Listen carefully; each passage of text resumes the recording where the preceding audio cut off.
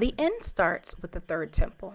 From the third temple, you will have the children of Israel being delivered up. They're basically going to be betrayed by their nation, and they're going to be handed over to governors and kings, and they're going to be persecuted.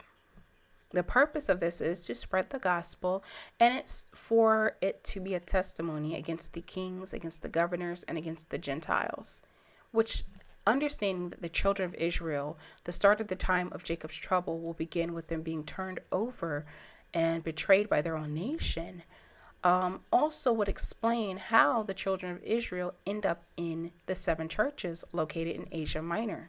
But understand, this is not the only location the children of Israel are located in, although this does happen to be the only place in the whole world that they receive a special visitation. And they're going to be addressed by their works. It's going to be stated to them, I know your labors and I know your works. They're going to say that to every single church. I know your works. And at the end, after they've gotten their admonishment, there's going to be a spirit that declares that anyone who dies from this point forward will find rest from their labors and their works. During this time as well, deception is going to be very rampant, which deception has to come first before the beast is revealed, right? Because that day shall not come until there's a great falling away, and then the man of lawlessness, the man of sin, is revealed. And of course, he doesn't just mysteriously come to power. He comes to power through discord.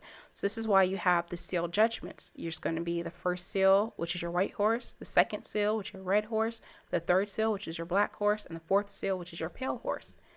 After this, the 5th seal is going to be broken, and this is the saints. They want their blood avenged. The saints are the Israelites. Remember what that spirit said. The spirit said those who die from that point forward, from the point of those 7 churches forward, will find rest from their labors. So at this point, they are actually in heaven under the altar waiting for their blood to be avenged.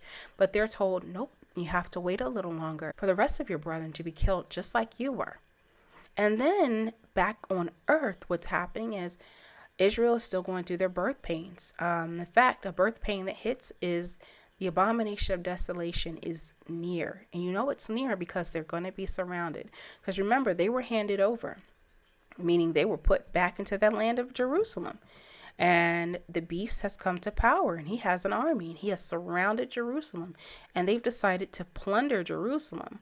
And now the only reason why they were even able to surround them like they were is because some of the Israelites among them have betrayed them, and they were communicating and having intelligence with the beast. And so as a result, he's able to basically come and plunder and actually defile the sanctuary. He comes in, he stops the daily sacrifice, and he pollutes the sanctuary. It results in a 3.5-year period where the temple is measured out, and then they are given the city of Jerusalem, which they will plunder. They're pretty much going to take Israel and divide Israel up and sell Israel into captivity to the surrounding nations. And they're going to divide up the land, and they're going to run the land down. They're going to be slaughtering and killing many Israelites. This is a birth pain. This is going to really discourage many of the Israelites and make them feel like they have lost hope. It's just a horrible period of time when the Gentiles are trotting down the city. And again, they will be given a period of 3.5 years, which in their case will be 1,290 days. And like I stated also, they have polluted the sanctuary. Because they have polluted the sanctuary, it's going to require that the sanctuary in heaven be cleansed, because thy kingdom come on earth as it is in heaven. So whatever is happening on earth is also polluting what's in heaven. So during that 3.5 years, it also starts the marker for the sanctuary to need to be cleansed.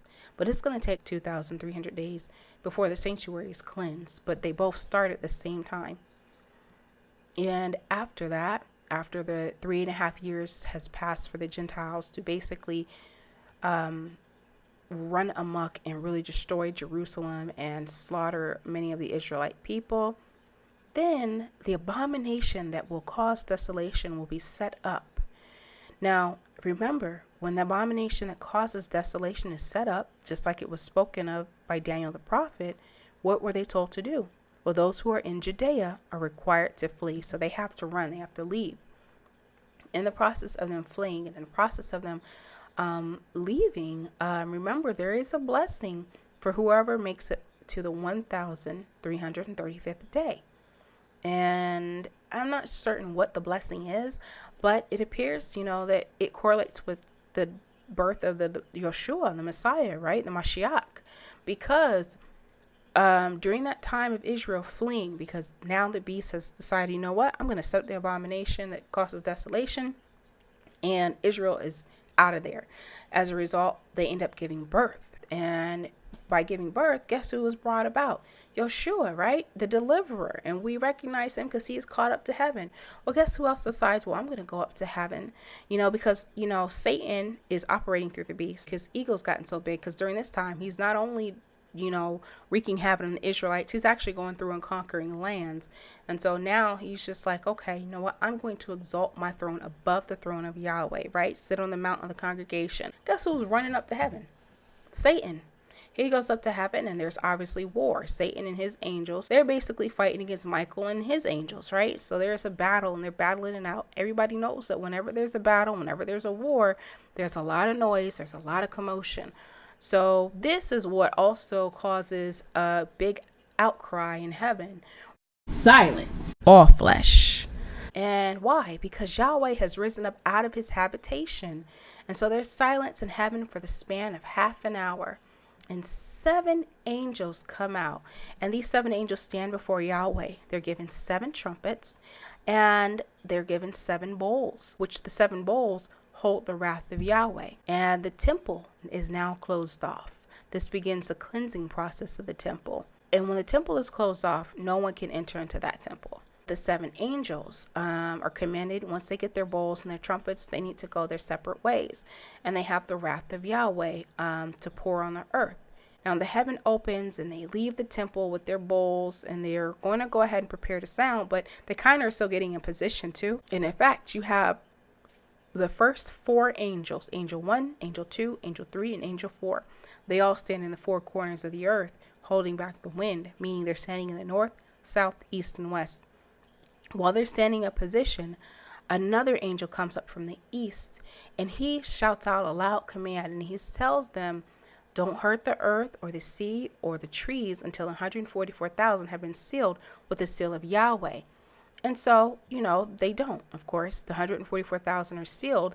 Now that they are sealed and everything is safe, the first one to blow the trumpet is the 3rd angel. The 3rd angel is the first one to sound his trumpet. When he sounds his trumpet, a star is cast down from heaven.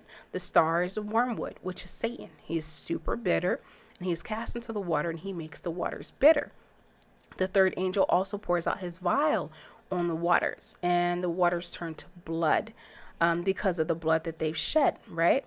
And so Satan, once he gets down to earth, is angry. And once he realizes he's hit the earth, well, now he decides he's going to pursue Israel. Because remember, Israel gave birth to the deliverer who was caught up to heaven. And Satan went up to heaven, which is a dragon. He went up to heaven and make war. While he was warring with them, Israel down on earth was out. They were running because whenever the abomination of desolation was set up, they were supposed to leave. And they ran and they gave birth, but they kept running even after they had delivered, they'd given birth.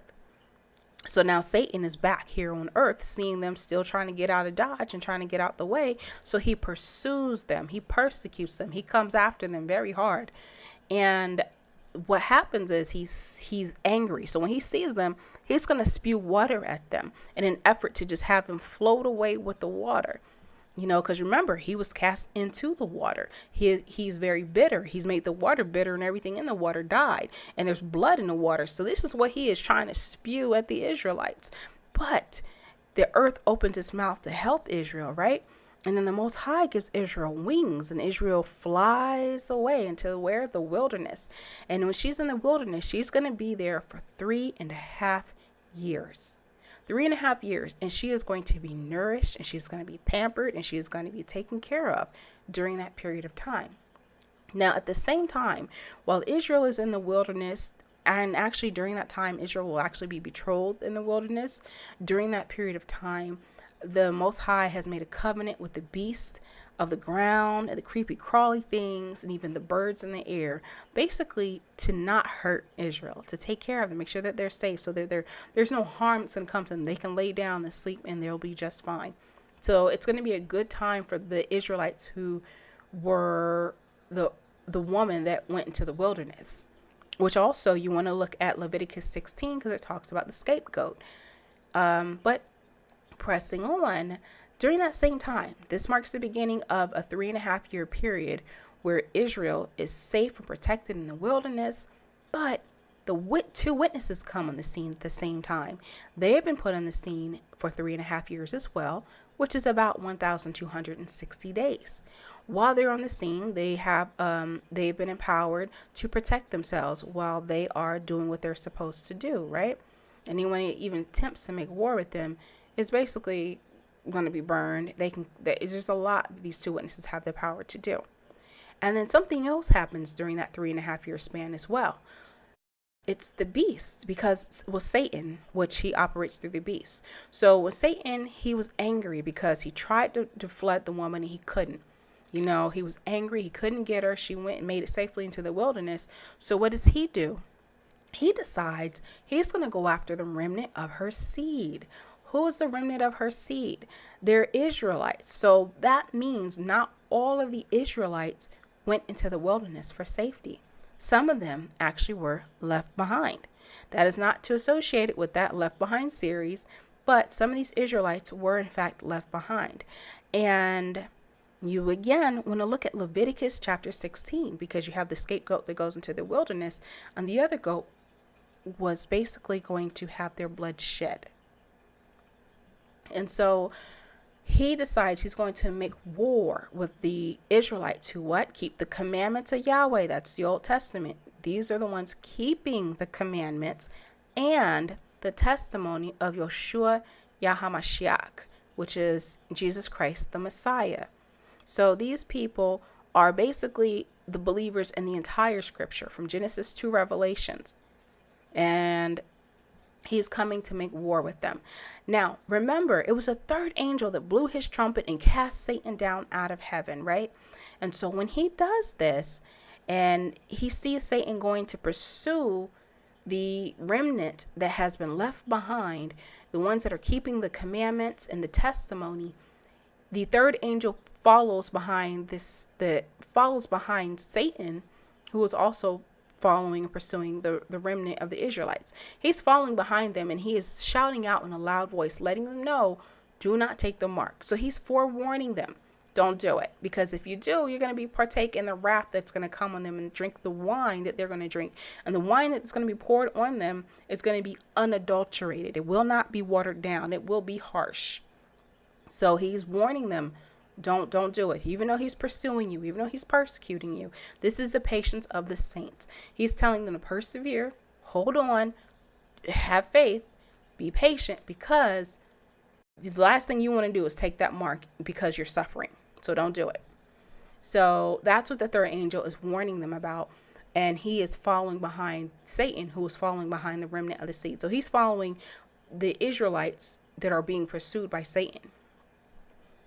In this process, Satan, of course, works through his wicked kingdom, the beast, and his kingdom. And so the beast prevails over the saints because he went to make war with them and he prevails over them. And on top of that, he's also prevailing over these nations again. He's still conquering nations. He's still, he's becoming more powerful. But of course, he hasn't conquered all the nations, and there are still those that fight against him. Remember, he is the king of the north, this king of the north, and he's always had this long-standing battle with the king of the south, back and forth, back and forth. And so the king of the south decides he's going to come and push at the king of the north, which is the beast. And what that basically means, he's going to attack him and kill him. And when he is killed, the beast actually is going to come back to life. His deadly wound is going to be healed. And of course, the world, who is not written in the Lamb's Book of Life, is going to be astounded by this. They are going to be amazed. And they're going to worship both Satan and the beast, because they're so impressed. And they're going to be like, wow, who can make war with the beast? Because he made war with the saints, and he's prevailing over the saints and killing them and slaughtering them. And then the king of the south thought he was going to make war with him, and he killed him, but he came back to life. So they're impressed. They're like, wow. And so they worship Satan and the beast because of that. And when the king comes back to life, he reigns another term. So he's actually going to be the 8th king, because remember, there are 7 kings, 5 have fallen, one is to come. And even he is the 8th. So he's the 7th that was to come. And then when he died and he came back to life, he's the 8th. And when he came back to life, remember, he's supposed to reign for 3.5 years. So he got to continue and finish on with the rest of his 3.5 years. He's going to finish it to completion. 3.5 years is 42 months. And during this time, he comes back to life, and he's, of course, angry, which, I guess if somebody tried to kill me, I'd be angry too. So he's angry, and he's coming back at them with fury and vengeance. And he is sweeping through and overflowing these nations. He's conquering them. But even in his fury and even in his rage and even in his power of conquering many of these nations, there's still some nations that will slip through his hands. Like Edom is going to slip through his hands. There's some nations that he did not get to conquer. But in the process of all this, you have the second beast that comes up out the bottomless pit as well. And the second beast is the false prophet. The second beast is performing all these miracles, and he's deceiving the nations, and he even convinces people to build an image of the first beast, of the king, of what people call the Antichrist. And basically he is, he's like, whoever does not worship the beast in his image should be killed. Now, doesn't that sound familiar? Didn't that happen with Daniel? And they knew that Daniel was not going to bow down, and they made it so that if you don't bow down to the king, you're going to be killed. It's the same storyline. And those who dwelt on the earth and were not written in the Lamb's Book of Life, they did just that. They worshiped the beast. So what that also means is that the saints who are still around at this time, the ones who were not in the wilderness, who didn't escape, and who, were not killed, they're still going through it. They're still experiencing a hard time. And basically they're told that they're going to be beheaded and killed, right? If they don't comply with standard. There's a mark at this point that's going around. And if anybody doesn't receive the mark on their right hand or their forehead, they're going to be killed. But they have already been warned by the third angel, don't do it. And so this is a really tough time, and it's a climactic time. And it closes out and brings almost a close to their tribulation. So this is the end of the tribulation for the Israelites, because now the focus is going to shift. And now the persecution, and now the suffering and the birth pains are going to hit the rest of the world.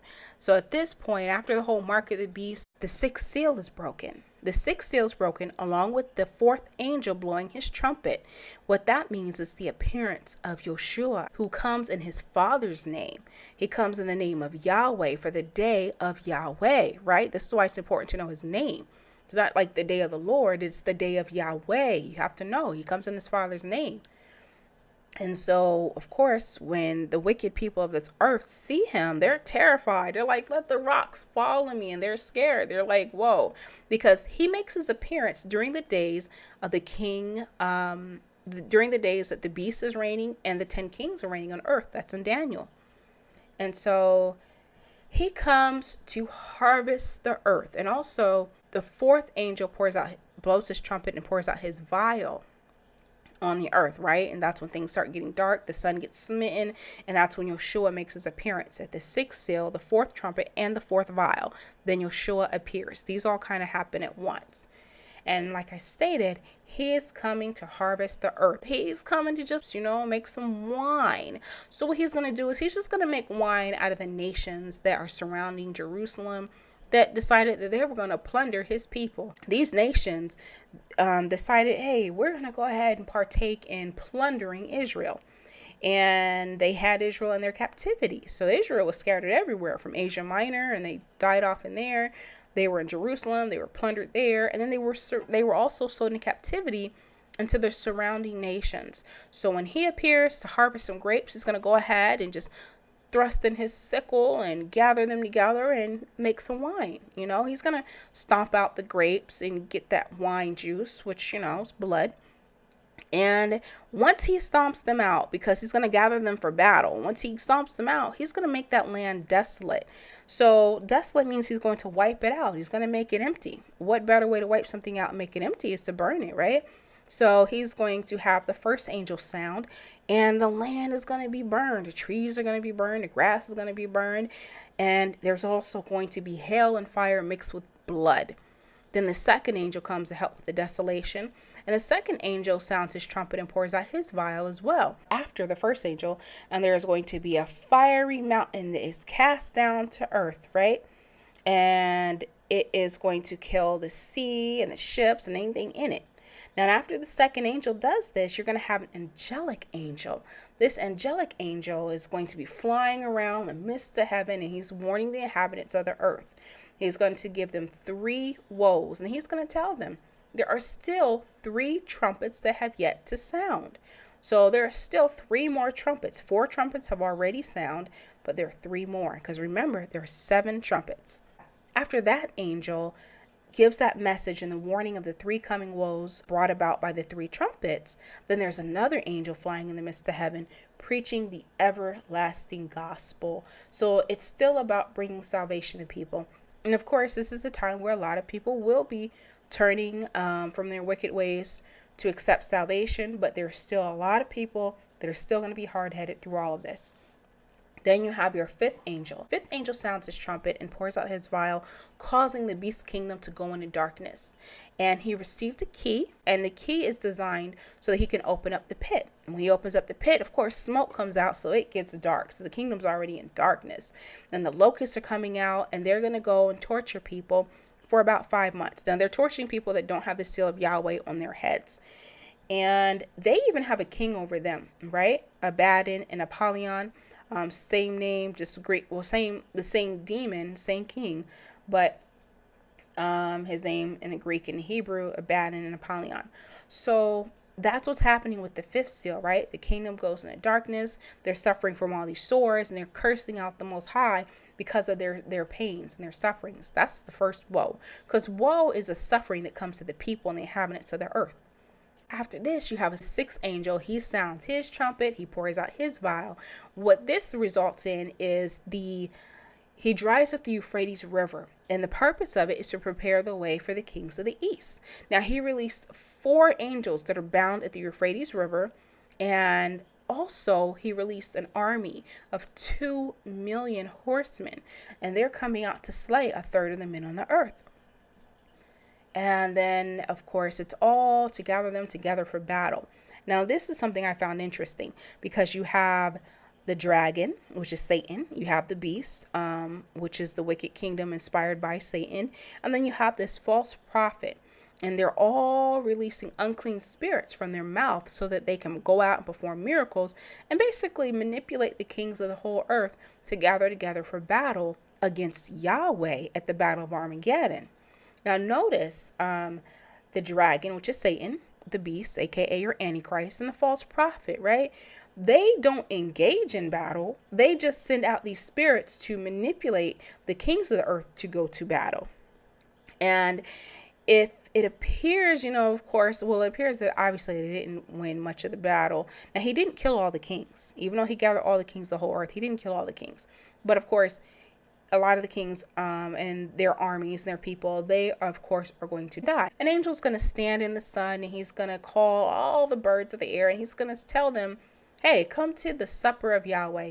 And these birds are going to eat the flesh of kings and captains and horses and slaves and free and bondmen and that are great and small. And after suffering a defeat, it appears that the beast who rose up out of the bottomless pit decides that he's going to make war with the 2 witnesses and kill them. Because remember, they're kind of like cowards, They're going to sit here and manipulate the kings of the earth to go and fight war for them, but they don't fight. But because they can't fight against somebody their own size, they know they're going to lose. So they're going to go ahead and they're going to fight against the 2 witnesses. They can't fight against the angels of the Most High, and they definitely can't compete against Yahweh, who's way bigger than them. So what do? They decide, we're just going to go for these 2 witnesses. Since you destroyed our army and fed them to the birds, that we're going to kill your two witnesses. And they did. Now, the people were happy because the people that are watching this are like, finally, we have a victory. And they were so happy. They sent gifts to each other and they watched their bodies lay in the street for 3.5 days. They weren't even afforded the ability to be buried. Similar to what happened to the Israelites when the Gentiles were trotting down the city, which we'll explain more later. But yeah, so, the two witnesses are killed and their bodies are just laying here in the streets and people are just sending out gifts and they're celebrating and they're so happy.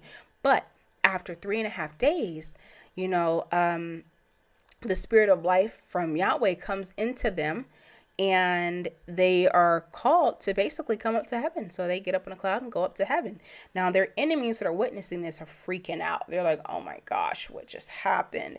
And when they go up to heaven, there's going to be this horrible earthquake and about 7,000 people are going to die. And so from here, the people who remain that didn't get killed in the earthquake are going to basically be scared and they're going to give glory to Yahweh. So more people are being won to the Most High, right? But that's the second woe. And quickly after this comes the third woe. What's going to happen is Yahweh is now going to call the Israelites, the remaining Israelites that are in Babylon. He's going to tell them to flee. Go ahead, get out. Don't be partakers of what they're about to go through. And the Israelites are going to do just that. They're going to flee. I don't know how long this process is going to be, but when they're fleeing out, they're going to be asking the way to Zion. How do we get to the mountain? They're going to be seeking Yahweh. And they want to know, how do we get there? What do we do? And so they're exiting, they're leaving, and the seventh angel sounds his trumpet. The seventh angel sounding his trumpet means that the mysteries of Yahweh are finished. And remember, there's a promise of something to happen at the last trumpet. What was the promise? Those who died in Yeshua will rise first, right? And then, of course, those who are alive and remain. Alive and remain. Meaning they were suffering and going through some stuff, and a lot of people were being killed around them, as we've made it clear. And then the ones who did not die are going to be caught up along with those who have died, right? The seventh angel blows his trumpet, the dead rise, and they're in the air, because guess who that they're going to meet Yeshua in the air. And so then the seventh angel pours out the plague, and fire and hail falls on Babylon. And that's the last plague that's poured out. So it's complete. It's finished. So now the sanctuary is cleansed and the temple door is now opened. And Yeshua now appeared. They're going to meet him because where's Yeshua? Well, Yeshua's running around in his father's name making some wine. So he's going through these nations. He's going to Basra. He's going to Edom. And he is stomping out these kings. And he's making war. And he's making wine. And he's stomping out the grapes. And then heaven opens up. And guess who appears? Yeshua. They have met him in the air. He appeared. And when you see him, his clothes are drenched in blood. And on his thigh, it says King of Kings and Lord of Lords. And then when he appears, of course, there's someone that's asking, who is this? Who is this that comes from Edom and Basra? It's Yeshua. He meets them in the air. He meets his people in the air. And he's coming to bring judgment. And they get to watch Babylon be destroyed. And so what will happen, of course, from here is that those 10 kings, because when Yeshua appears in the name of Yahweh, when he appears on the day of Yahweh, and during this period of time, the day of Yahweh is not one day, it's actually a span of time. But when he appears during the time of these kings. He makes his appearance when the beast and the 10 kings are still, closing out their power and authority on earth. Now, since Yeshua appeared on this horse, of course, these kings decided, you know what, we're going to make war with the Lamb. As if there has not been enough war already. They're going to make war against the Lamb. I don't know, I guess they think they're going to win. So in an effort to win, the last ditch effort, because they're in their final hour, they're just going to go ahead and give their power over to the beast, right? And so for that 1 hour that they have power, they give it to the beast in an effort to fight against the Lamb. But of course, it doesn't end so well. And so what's going to happen is the Most High, he doesn't even have to lift a finger to them. He's just going to basically cause them to turn in each other. It's going to be put in their hearts to turn in each other. And when they turn on each other, they're going to hate the whore, right? They're going to hate Babylon. They're going to strip her, make her naked, devour her, and make her desolate. And nations are going to be gathered against Babylon. Now, while everybody is witnessing this, right, the nations are watching this and they're grieved. They feel bad for Babylon. You know, the ones that got rich off of Babylon, they feel terrible. This is like bad. But the saints who are watching this play out, they are going to rejoice. They're going to be so happy at Babylon's destruction. So then after this, an angel is going to come with a millstone and it's going to cast it into the sea. And another angel is going to come and say, Babylon has fallen. From here, of course, the beast and the false prophet, they're going to get their judgment. They're going to be cast into the lake of fire. And remember that fifth angel that received the key when they blew the trumpet to the bottomless pit? The fifth angel who let out the locusts? That fifth angel still has that key. And that fifth angel is going to bound the beast.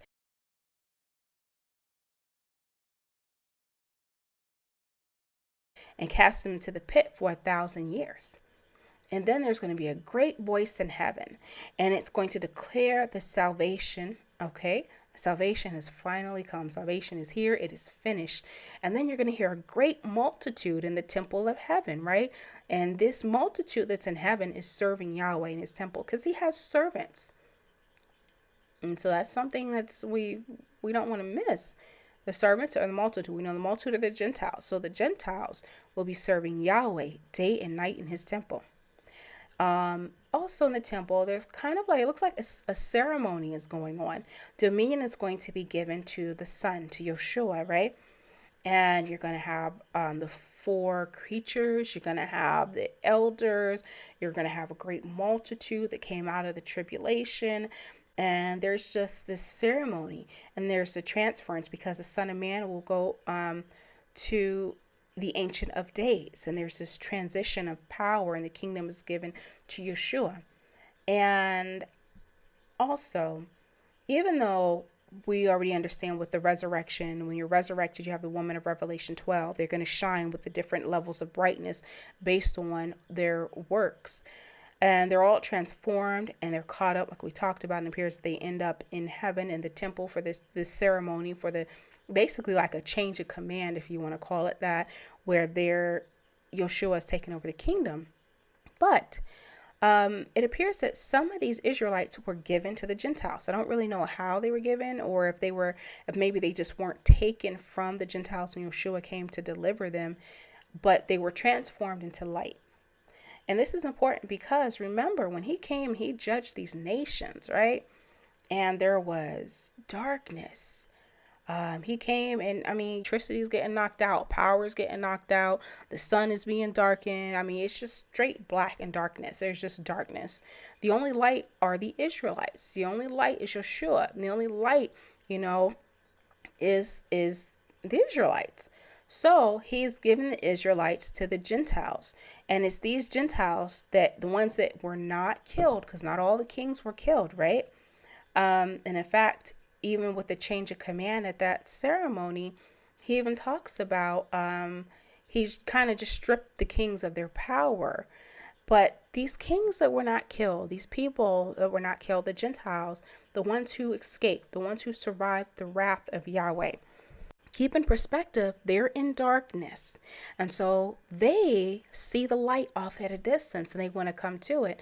And so they have Gentiles in their possessions. They have little babies. They have small children that they can put on their shoulders, or babies that are still nursing.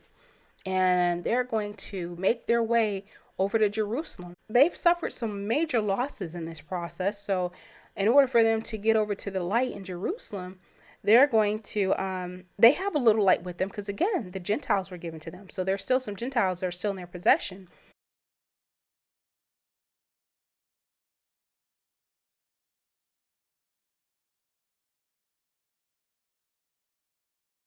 And they're going to go ahead and make their way to Jerusalem by boat, on horses, on donkeys, on whatever they can bring them on, in their arms and their shoulders. They're bringing them and they're coming over to the holy mountain, because ultimately that's where everything ends up. Even after the ceremony, they end up in the holy mountain. Now, the Gentiles then this is what the Gentiles who survived are going to do. So they're going to come, and not only are they going to bring the remaining Israelites that were given to them as a light to get to that location, the Israelites are going to become very wealthy because the Gentiles are going to give them all their wealth. They're going to give them everything that they got. And then also the Israelites are now going to be restored back to their language. This is why when you see, people realizing they're Israelites are trying to go back to learning Hebrew, because our language was stripped from us. So the Israelites their language will be restored. Israel is also going to receive praise and fame in the land, and the Gentiles, as well as those fake Jews, those who claim to be Jews but are not, they're going to be humbled. And those who claim to be Jews are actually going to bow down to them. That's what the Bible says.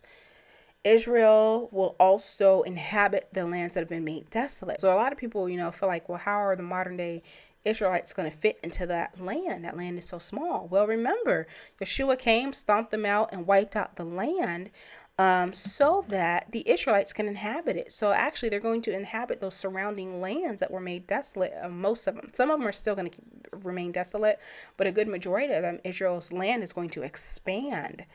Israel's also going to have slaves as well, so they're going to have servants. And during this time, Yeshua, because he's been given the kingdom, and him and the 12 tribes are going to rule.